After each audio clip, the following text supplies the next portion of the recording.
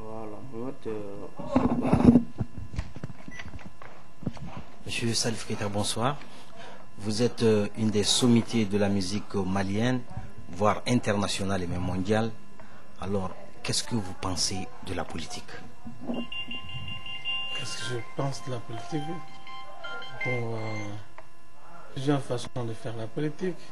Moi, je ne suis pas un politicien, mais je sais que y a des gens qui sont doués dedans et qui arrivent à faire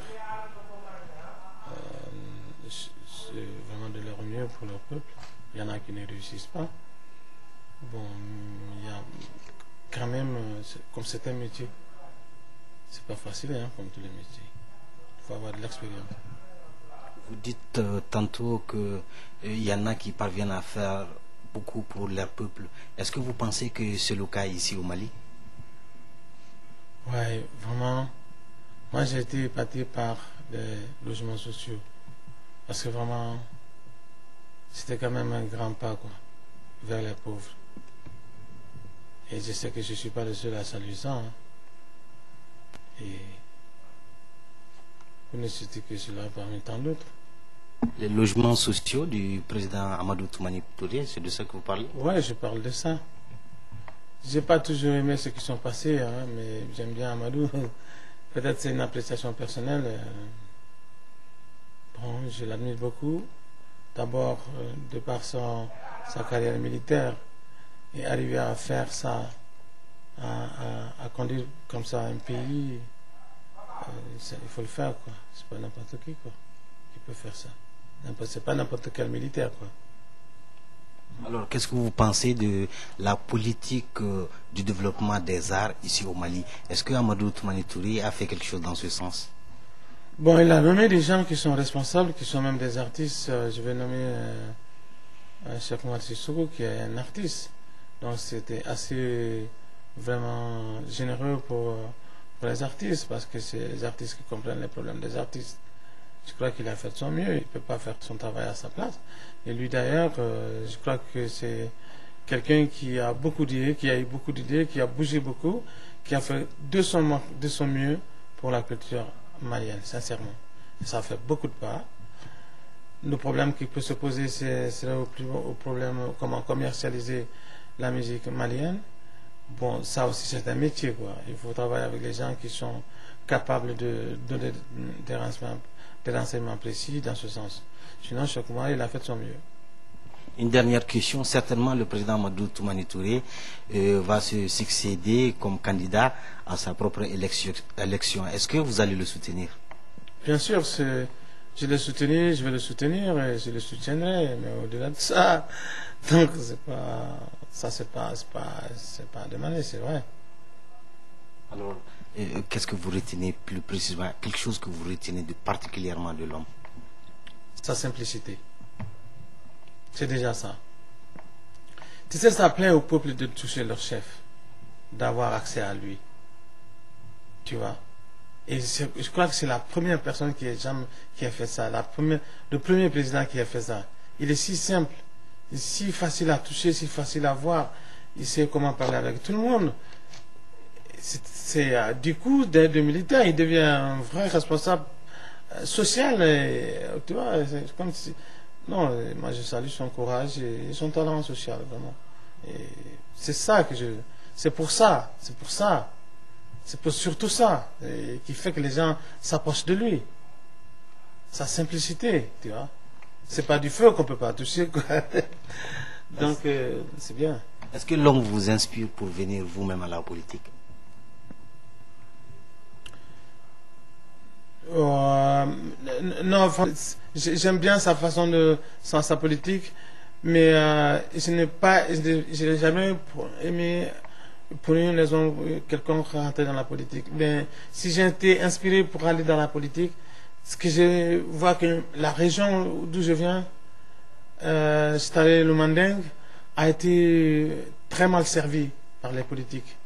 Et ça, c'est pas la faute des États qui sont passés ou des responsables des chefs d'État. Non, je crois que c'est tout simplement la communication qui n'a jamais passé parce que eux, ils prennent des gens, des députés qui n'ont rien à voir avec ce qu'ils vont demander, qui ne les voient même pas après les élections.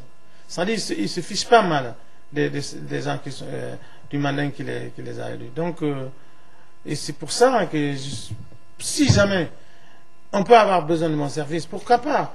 Ce ne serait pas une carrière qui va durer pour moi, ce serait tout simplement pour dire merci avec les gens, c'est tout. Une dernière question. Le président de la République était dans le Mandé il y a quelques jours, et toujours pour lancer le développement dans cette localité. Vous soutenez? Oui, tout à fait, tout à fait, tout à fait. Parce que je suis sûr et certain que ce projet a été convoité par pas mal de gens qui ne l'ont pas eu. Il a donné ça à Malinké et je soutiens. Dans toute la tournée, ce qui m'a touché beaucoup plus fort de la part des populations, c'est un vieux quand on est rentré dans le vestibule à Kangaba. Le vieux, il a dit, il faut penser à nous, parce que Kangamoussa a amené tout l'or du Manding vers vous. J'ai eu pitié de lui, parce qu'il a dit la vérité. Il n'y a pas assez d'espoir dans le sous-sol malinké. Ça peut arriver, c'est une agréable surprise. Il ne faut pas rêver, quoi. Donc, ce qui peut être mieux pour nous, et même mieux pour les voisins du Manding, c'est que le Manding soit un grenier et qu'on puisse cultiver jusqu'à en exporter. C'est ça le seul espoir. Et c'est ce qu'il est en train de faire. Moi, je crois qu'on ne peut pas avoir mieux que ça. Je vous remercie. Je vous remercie, monsieur. Du pouvoir.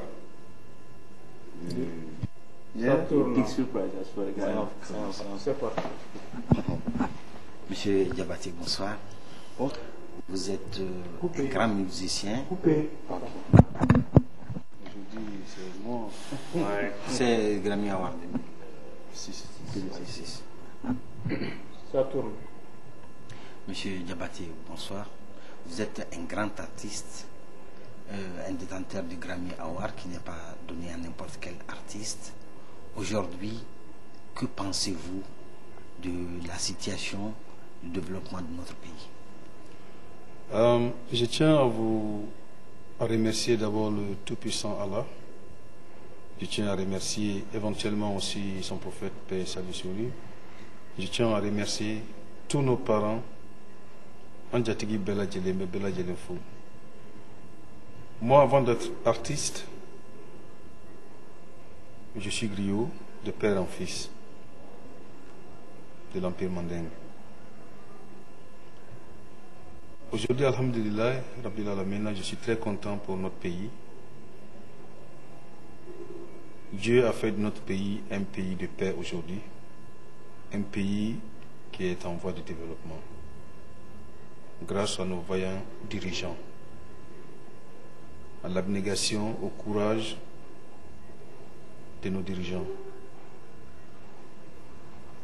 Dans le domaine culturel aujourd'hui, on peut constater que tout ce qu'un musicien peut avoir, un artiste peut avoir comme prix pour être honoré, ou pour se glorifier avec, se trouve au Mali, avec les musiciens maliens.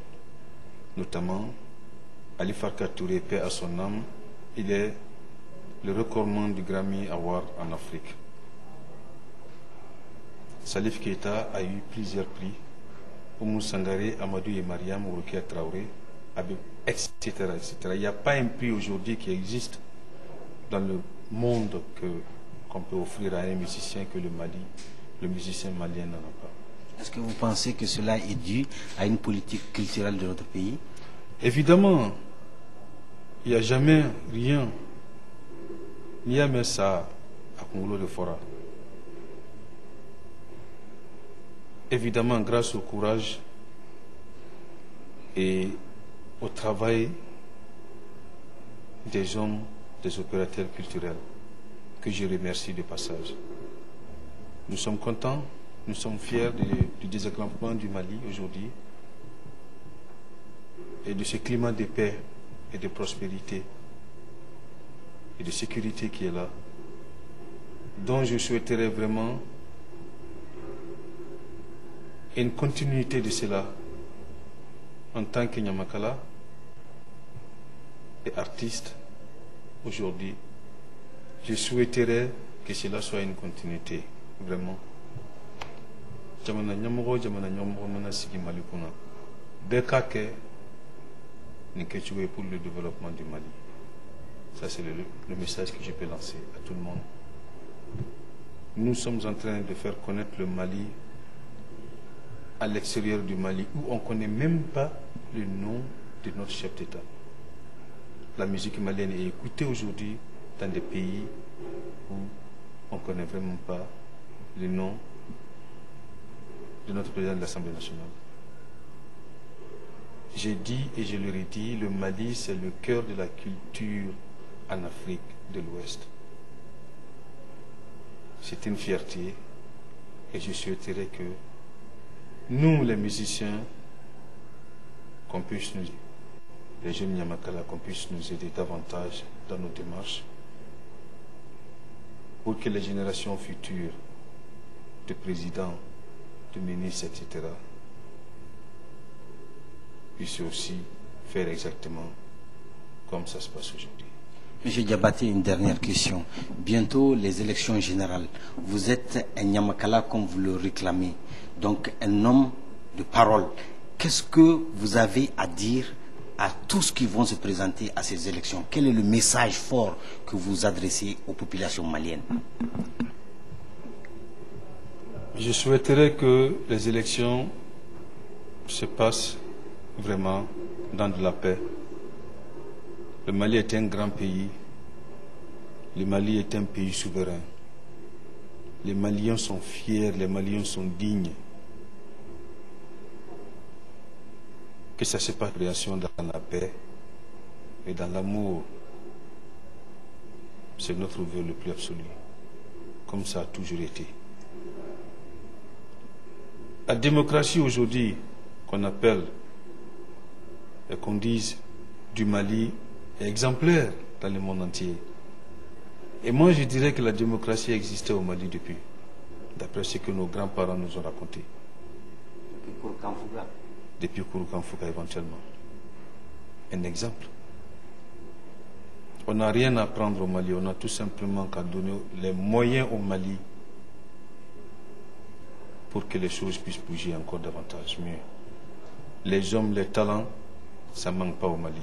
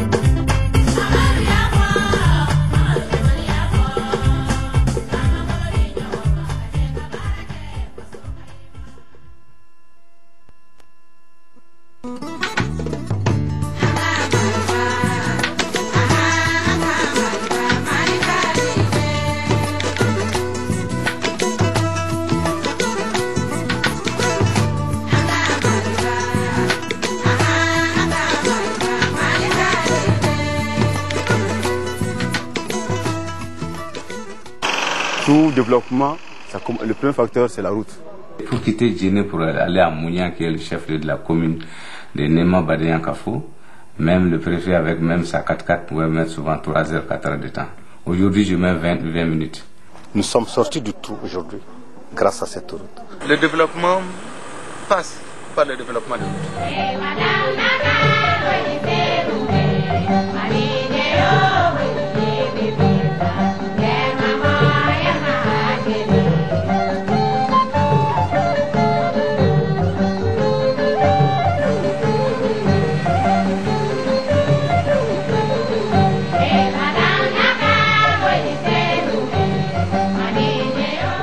La route, un vecteur incontournable du développement pour un pays sans littoral comme le Mali.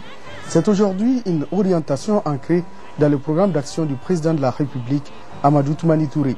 L'année 2004-2005 a sans conteste été marquée par l'actualité routière.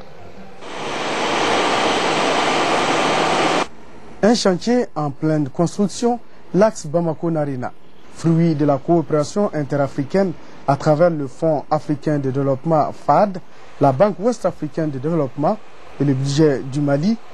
Le financement de cette route bitumée est estimé à 17 milliards 369 millions de francs CFA. Le marché des travaux de contrôle s'élève à 670 millions de francs CFA. Il est attribué au groupement BCOM, Louis Berger. Les travaux proprement dits sont attribués à l'entreprise des travaux et d'études de projet ETEP, une entreprise tunisienne. La route Bamako-Narena est longue de 92 km et constitue l'un des tronçons de la route nationale 5 de l'axe international Bamako-Conakry. Elle vise plusieurs objectifs, parmi lesquels celui d'assurer la pérennité de la liaison entre toutes les localités desservies par la route actuelle, de manière à favoriser le développement économique des régions traversées en apportant une croissance nécessaire dans les approvisionnements en matières premières. En plus, spécifiquement, cet axe vise à assurer à Bamako, donc à une grande partie de la République du Mali, une diversification des voies d'accès à l'océan. Le port de Conakry est plus proche de Bamako, 980 km des grands ports de l'Ouest africain.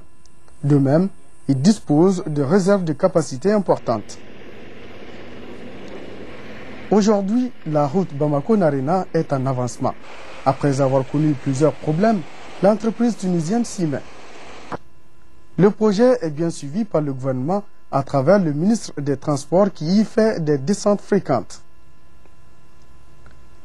La liaison Bamako-Conakry comprend 2 lots pour la partie malienne, Bamako-Narena et Narena-Kouré-Malé.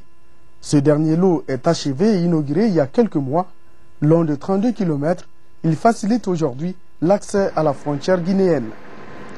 Un merveilleux avant-goût avant la finition totale de la route internationale. Les avantages de la route qui relie Kouré-Malé à Bamako, vraiment on ne peut pas citer tous les avantages, mais une petite partie seulement. concernant même nos produits vivriers qu'on a, entre autres. C'est une région qui produit pas mal de bananes, pas mal de produits vivriers périssables. On avait tous les problèmes du monde pour aller les écouler à Bamako. Concernant le problème de route, les syndicats, comme ils l'ont relaté tout de suite, ils ont des problèmes pour rejoindre Bamako ici à cause de l'état de la route. Mais Dieu merci, avec cette route, tu peux couper ta banane le matin et aller les vendre à Bamako pour revenir le soir. Ce qui est encore le plus important, parce que des fois, même moi, je viens dormir ici les samedis, je quitte ici le vendredi soir ou bien le samedi matin pour venir passer toute la journée dormir. Et le dimanche, à 5h ou bien à 6h du matin, le dimanche, je m'en vais. 1 heure de temps, je suis à Bamako pour aller au bureau. Donc tout ça, ça fait partie des avantages de la route. Le réseau routier national se dote de plus en plus d'une forte composante bitumée. Changement de décor. Nous sommes ici au nord-ouest du pays. La route Nyoro-Gogi, achevée et inaugurée par le président de la République en novembre dernier, déroule toute sa splendeur, dévouée au développement socio-économique de la région et du pays. Longue de 60 km, la route Nyoro-Gogi est le dernier lot sur le territoire malien du couloir Bamako-Nouakchott. À la frontière avec la Mauritanie, on sent un flux réel de gros porteurs, notamment les Maliens, qui entendent bien exploiter le corridor. Parmi ce beau monde qui anime le carrefour de Djema, beaucoup de travailleurs de la compagnie sahélienne d'entreprise, attributeurs du marché de construction de la route Djema-Nyoro, longue de 96 km. Appelés à être bitumés pour un montant de 13,5 milliards de francs CFA, un financement du Fonds européen de développement FED, les travaux de construction ont officiellement démarré le 20 novembre 2004. En ce mois de mai 2005, tout est en place et les travaux ont démarré pour une durée de 24 mois. Une composante de la liaison Bamako-Nouakchott, la route Djema-Nyoro, relaie la route d'Idjeni-Djema. Lorsque Djema-Nyoro sera terminée, elle fera bientôt publier des images de calvaire, d'interminables heures de voyage. La pratique actuelle est évocatrice.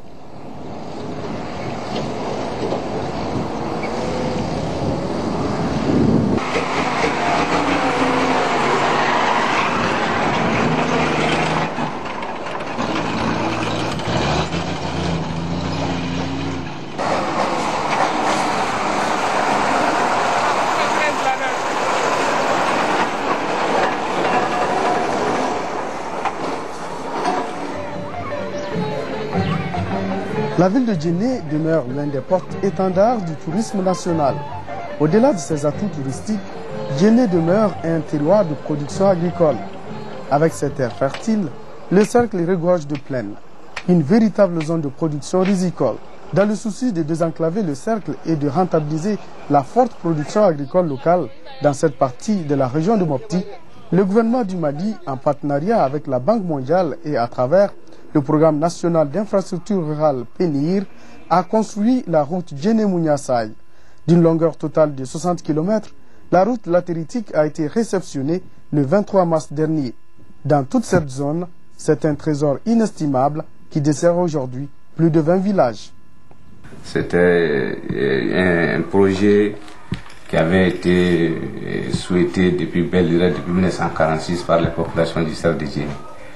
Donc c'est donc avec l'avènement du président de la République Amadou Toumani Touré que cette route a pu être réalisée.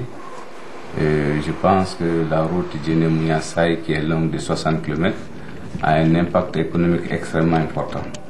Parce que, comme vous l'avez pu le constater, cette route traverse la ville de Djenné, traverse les communes de Pondori, Ourali, Nema Badéankafo et Saï. La plaine de Pondori, c'est la zone de production agricole par excellence du cercle. Et ce qui explique toutes les démarches et toutes les négociations que le gouvernement de la République du Mali a eu à faire pour que l'avènement des aménagements sur le Bani puisse voir le jour. Donc cette plaine de Pondori est de 70 000 hectares. Et quand en bonne année, c'est donc vraiment l'ensemble de la production du cercle qui se fait à ce niveau-là. Donc avoir une route qui permet de relier toutes les agglomérations, que ce soit Gomi, Togo, Senosa et puis Mounia, Yébé, donc qui passe autour de dans cette plaine de production agricole, je pense que c'est un impact extrêmement important. À Mounia, commune rurale de Nema Badéankafo, La nouvelle route est déjà considérée comme le départ d'une nouvelle ère de développement. Hier seulement, c'était des jours et des nuits pour aller à Djindé et les produits qui périssaient. Brangu ani tsikaw angumbo fere awa shamisrakadla akakole fe yarka vrinaay wajibi sisa siradlara. Nous cultivons ici beaucoup de manioc et d'arachide, mais c'était très difficile de les écouler vers les différents marchés. Avec cette route, c'est aujourd'hui vite fait.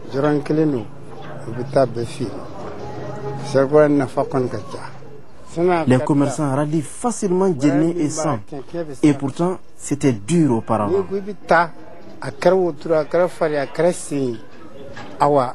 Même pour aller à Djenné, distant de moins de 50 km de chez nous, il fallait passer une nuit sur la route, à dos d'âne et à pied ou en charrette. La route était trop sablonneuse.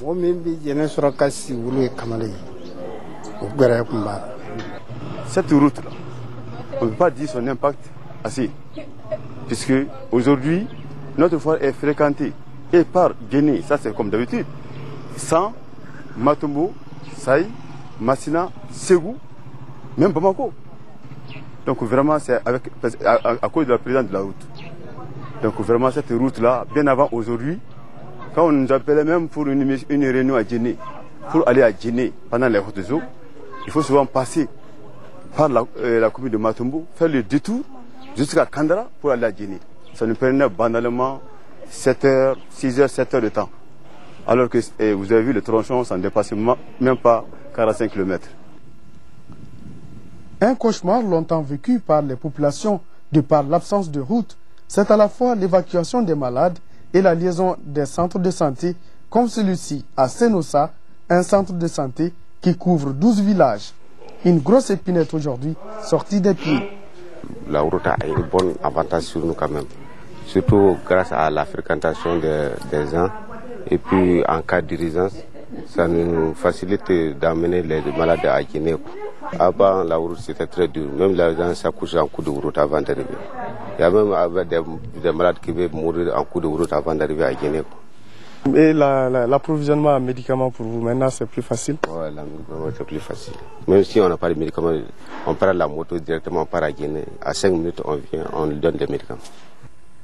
Le désenclavement du Mali est aujourd'hui en pleine vitesse de par le rythme soutenu du développement. Les chantiers routiers sont partout. D'autres commencent, d'autres finissent.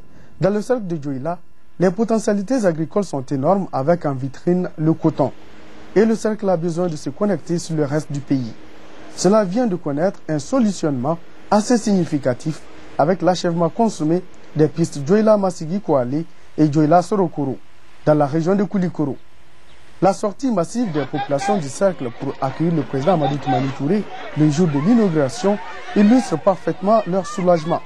Djoïla Massigi Koualé et Djoïla Sorokoro ont tout leur sens pour le développement local et bien au-delà. Les travaux de réhabilitation des pistes Djoïla Sorokoro et Djoïla Massigi Koualé constituent un véritable projet de désenclavement intérieur, l'objectif étant d'acheminer les produits agro-pastoraux des zones de production vers les zones de transformation et de consommation. En effet, ce projet permet de relier de façon pérenne sur 180 km environ deux des axes routiers bitumés les plus importants du pays que sont Bamako, Ségou, Mopti, connus sous l'appellation de RN6, et Bamako, Bougouni, Sikasso, appelé communément RN7.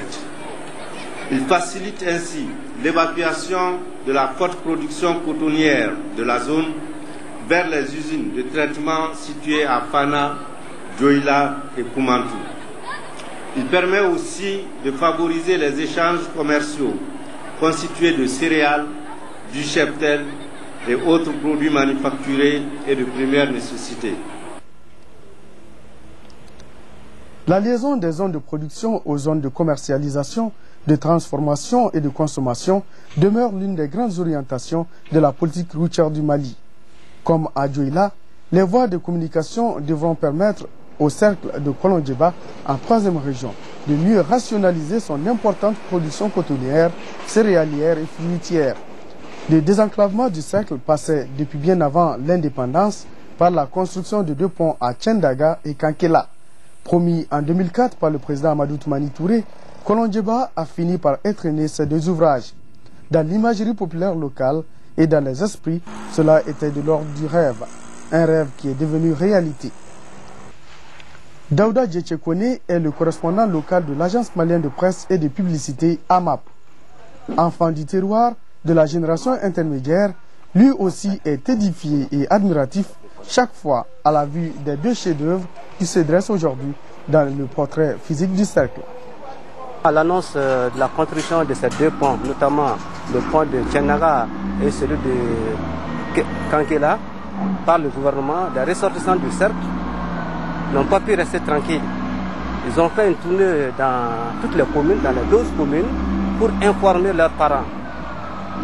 Donc, arrivé à Kadiana, il y a un vieux, l'imam de Kadiana, qui dit que si vraiment cela est vrai, c'est comme si toute la population du cercle de Kolaba est partie à l'Égypte, c'est-à-dire à la Mecque. Financé par le budget national à hauteur de plus de 2 milliards de francs CFA, construit par l'entreprise chinoise Covec, les ponts de Tchendaga et Kankela désenclavent Kolondjeba et bien d'autres de ces localités et offrent un autre débouché maritime pour le Mali, vers le port de San Pedro en Côte d'Ivoire. L'avenir, les populations du Nyanandougou, dans le cercle de Bougouni, le voient au vert depuis qu'elles ont, il y a moins d'une année, leur nouveau pont. À Solabougou, par exemple, les braves populations sont unanimes à dire que la vie a changé. Le fleuve d'égout, dominé aujourd'hui par le nouveau pont, ne constitue plus une barrière entre les grandes agglomérations comme Garalo ou Bougouni.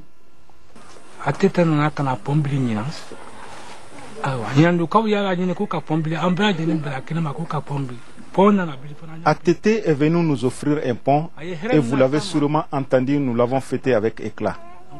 Parce que c'est un bonheur trouvé, un bonheur incalculable.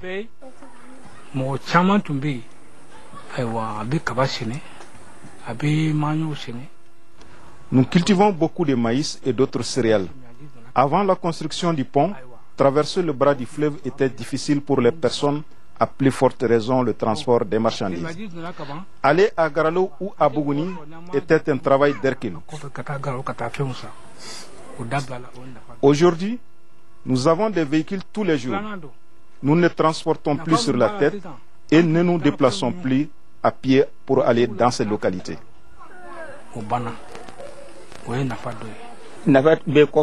Il est sûr qu'avec ce pont, le plus beau reste à venir.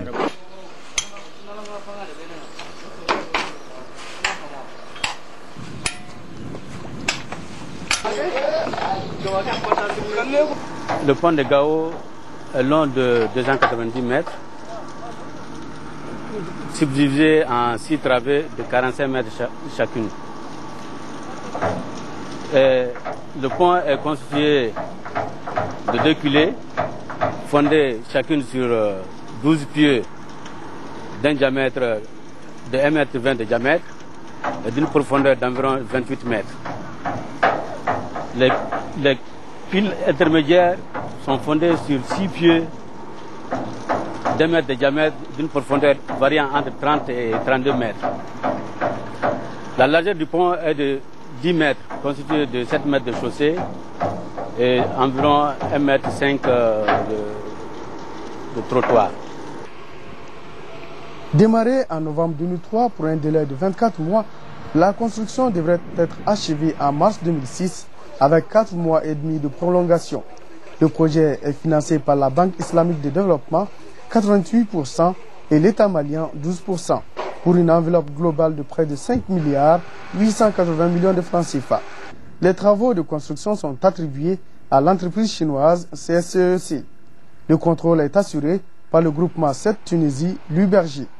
Les travaux sont au mois de mai 2005 à 50% de taux d'exécution et une consommation de délai d'environ 60%.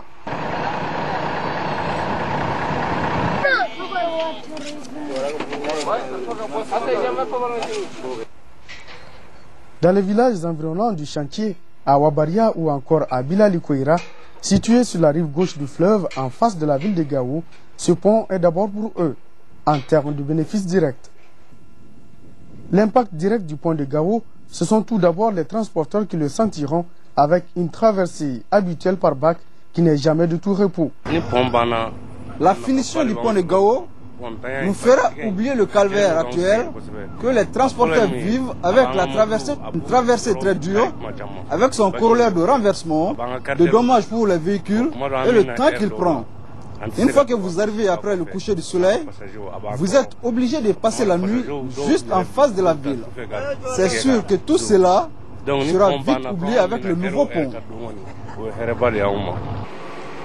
En 2005, le Mali compte un réseau routier de 11 940 km, soit 3 600 km de routes bitumées et 8 340 km de routes en terre. L'investissement routier du Mali sur l'exercice 2002-2007 est estimé à 452 milliards 632 millions de francs CFA. Chaque année, le gouvernement consent une enveloppe pour l'entretien courant des routes existantes. Le Mali fait partie des pays aujourd'hui qui ont réussi cette réforme et c'est extrêmement important. Donc, je veux dire, en matière d'entretien routier, le gouvernement a fait depuis un certain temps des efforts importants. Aujourd'hui, nous sommes à un budget autour de 7 milliards 300. Les autorités projettent d'augmenter d'1 milliard d'ici la fin de l'année, ce qui porterait à 8 milliards 300, ce qui n'est pas négligeable. En 2004-2005, le Mali a connu l'avènement de plusieurs nouvelles routes, lancé d'autres et les chantiers sont en cours un peu partout à travers le pays. De par sa continentalité et suite à la crise ivoirienne fortement ressentie par l'économie nationale, les autorités maliennes ont entrepris un vaste mouvement routier en vue de la multiplication des ouvertures vers les ports des pays voisins et dans un souci d'intégration économique régionale. Depuis qu'il y a eu la crise de la Côte d'Ivoire, les autorités ont, avec nos partenaires financiers tels que la BOAD et la Banque africaine de développement, mis en chantier un projet et la Banque mondiale qui consiste à renforcer l'axe Bamako-Bougouni-Sikasso, le segment Sikasso-Herema-Kono étant déjà réalisé pour accéder au port de Tema. Et je veux dire, cela est dans le cadre d'un programme routier que l'UEMOA pilote, qu'on appelle le programme routier 1, UEMOA Ghana, qui fait l'objet d'un accord de prêt entre le Mali, le Burkina et le Ghana. Djema Nyoro a déjà commencé, et l'entreprise est à pied d'œuvre. Djema Djidjeni, les segments manquants vont être achevés pour que et sur le corridor nord partant sur Dakar, donc tout soit achevé, et sur l'axe partant sur Nouakchott aussi, que le segment manquant qui est Djema Nyoro et Djema Djidjeni soit achevé. Le Mali est un chantier routier en expansion. L'une des routes les plus attendues et en voie d'achèvement pour 2005, c'est bien la route internationale Bamako-Conakry avec la liaison malienne Bamako-Narena, une affaire de quelques mois. La route précède le développement ou encore la route du développement passe par le développement des routes. Le Mali est plus que jamais décidé à réussir le pari d'un développement durable. Cela passe par une des racines du changement, la route. Je pense que nous avons fait beaucoup de routes. Mais je pense que les plus importantes, c'est sereinement d'ici la fin de l'année et surtout au cours de l'année 2006. Donc c'est une priorité, le désenclavement intérieur et extérieur du pays. Et je pense que nous allons nous y consacrer, aussi bien que les élus que les autorités administratives. Des routes et des ponts, les populations valeureuses en demandent, les générations actuelles et futures en revendiqueront dans leur héritage, à l'image des enfants de Tchendaga qui profitent du nouveau pont comme un élément anodin de leur environnement. Ceci en attendant, lorsqu'ils seront grands, de le prendre à leur compte pour le développement de leur terroir.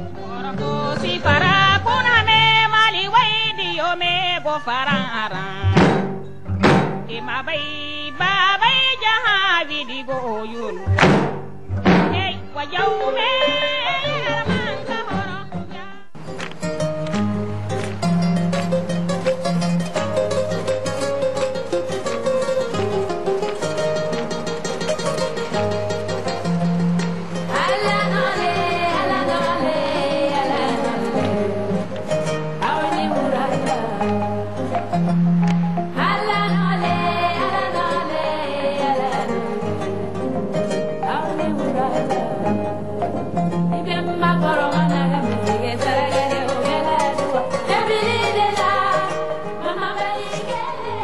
Un nouveau jour se lève sur Bamako. Et comme chaque matin, les berges du fleuve Niger sortent de leur torpeur pour s'animer. Et au même moment, c'est toute la ville qui s'anime et s'agite. Et à l'instar du reste du pays, chaque jour que Dieu fait, la préoccupation fondamentale de dizaines, voire de centaines de milliers de Bamakois, c'est d'avoir un toit à soi et ne plus connaître les affres de la location.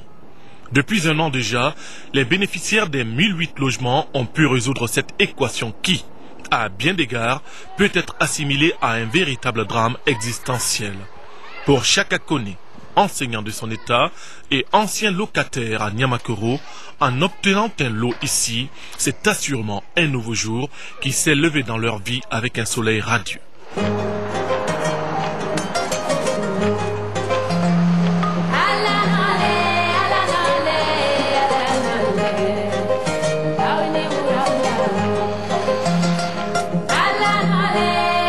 Nous sommes à Ségou, la capitale économique de la 4e région. Après Bamako, c'est la cité des Balazans qui accueille le plus grand nombre d'habitations sociales, au nombre de 127. Ici, ils sont des centaines à avoir postulé avec un fort contingent de salariés. Parmi ces derniers, Karamoko Traoré. Issu d'une grande famille, il n'espère qu'une chose, avoir un toit et pouvoir à son tour fonder sa propre famille. Les 127 maisons du Ségou se composent de 86 logements F2 et 41 logements F3. Mais au-delà de cette composition et des différents coloris, le site de la cité des Balazans a une grande originalité. Avec un besoin annuel de 12 000 logements, cette initiative des pouvoirs publics vient apporter un début de solution. Si le problème de financement de ressources longues arrive à trouver une solution, tout comme la mise en place des mécanismes de refinancement, nul doute que le rythme des constructions va aller crescendo. Parallèlement, ce sont des milliers d'autres visages qui vont s'illuminer en devenant propriétaires et non locataires de ce toit si cher qui provoque tant d'insomnie.